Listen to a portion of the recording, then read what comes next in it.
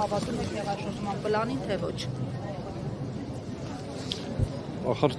այնքան դժվար է այդ մեկնաբանելը, որտեղ ծիծաղս գալիս է, էլի։ Այս տարիների ընթացքում թվում էր, թե մի երկու գործ կա, որ սրանք նորմալ են կազմակերպում։ Այդ մարդկանց գլխին գործ սարքելը, շառ անելը, բայց փաստորեն ստեղել են բավականին անորակ։ Հետևաբար ինչ հեղաշրջման պլան, ինչ բան, դուք տեսաք, երեք ծածկակ գրված հրապարակել էին, այսօր պարզվեց, որ դա անցած տարվա ինչ-որ ժամկետանց փաստաթուղթ։ Կարող է հեղաշրջման պլան, եթե ունենայիք կանեքի վերջը մի բան։ Կարող չեք ունեցել դրա համար չեք Հիմա դու ինչ նոր գործ ես ուզում։ Անդիմության առաջնորդը դուք մշտապես քննարկել ենք մեր ժողովրդի հետ աշխատելու, կազմակերպելու, փողոց դուրս բերելու, այդ մշտապես եղել է մեր օրակարգային հարցերը, դրա մասին մշտապես բարձրաձայնել ենք։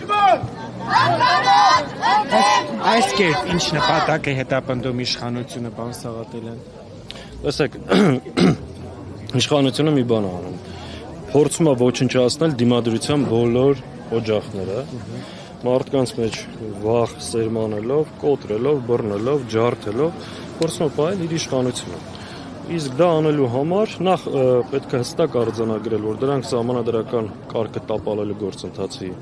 մեջ են, ինչ որ անում են օրենքից դուրս եւ ստեղ օրենք, մեկնաբանություն, պաշտպանություն անիմաստ է, բեսպրիձել կարգավիճակով, վայնասունը բարձրացրած հիստերիկ գրառումներով, ասեք ծիծաղդ գալիս է, քիչ առաջ տեսնում եմ պաշտպանության նախարարի գրառումը, ասեք չես իմանում, լացես, ծիծաղես, արա դու պաշտպանության նախարար ես, թե ով ես, ասենք թուրքերի կոշիկները լիզում եք, թշնամին ջերմուկում, Հայաստանի Հանրապետության տարածքից 240